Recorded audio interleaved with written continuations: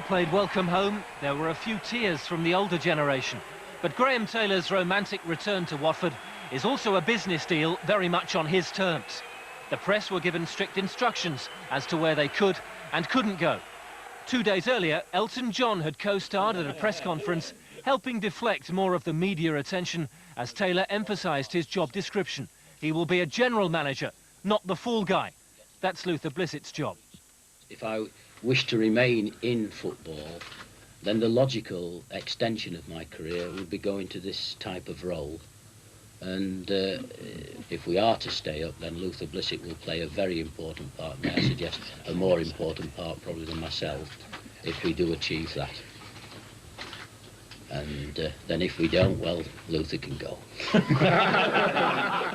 But Taylor's overriding caution is understandable. It's just 3 months since his acrimonious split from Wolves. The team cannot gain confidence if the board of directors and a section of fans do not have confidence in their manager.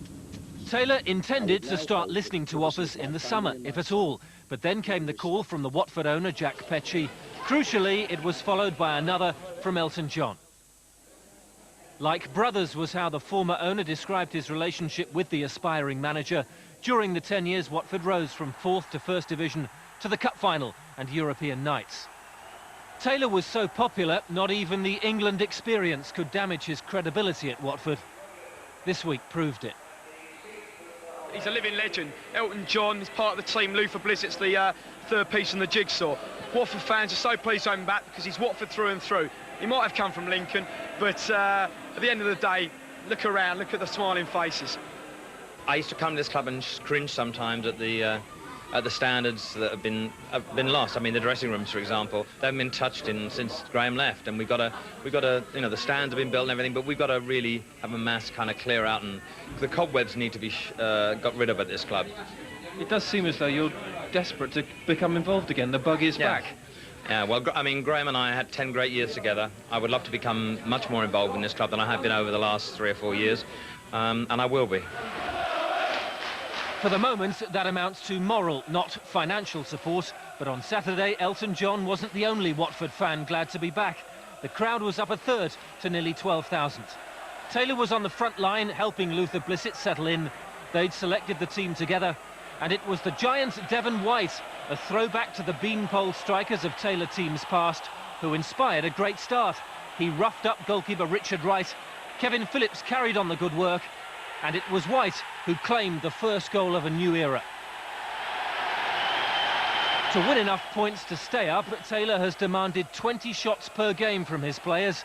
Much will depend on top scorer Phillips, but after another air raid from White, Phillips contrived to miss not once but twice. The state of shock appeared only temporary. A minute before half-time, Tom Mooney's shot kicked off the surface, back off Wright. Steve Palmer returned it with interest, and the Watford smiles just got bigger and bigger. But not for the first time. It was a Dutchman who destroyed Graham Taylor's special occasion. Gus Uhlenbeek is no Dennis Bergkamp, but early in the second half he was given the same sort of respect. Ipswich had turned the game around, and there was nothing Taylor or Blissett could do about it. Sapped by their high-tempo efforts of the first half, Watford's midfield were overrun. Uhlenbeek dashed down the right again. Alex Matthey was left alone to equalise. For the final 20 minutes, Watford were just playing by memory. But league defeat number 14 will linger as painfully as any. Matthey's turn and shot climaxed the Ipswich comeback.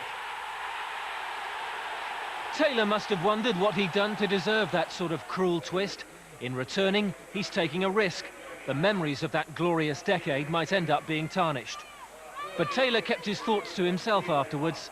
Facing the press and trying to talk a good game is now Luther Blissett's responsibility. It's like a patient ill in bed. You've got to do it little by little, and it's a slow recovery, and it's only got to be done day by day, and that's really what we're trying to do. Yeah, and of course, Graham Taylor and yourself and the fans do hope that you're going to get results quickly enough to lift yourselves out of the bottom 3. Of course we do, because you don't want to lose too much ground on the teams in and around you. So we know we've got a few home games coming up, and they're the ones really that we've got to start to make sure we get something out of, and then we try and nick whatever we can when we go away. But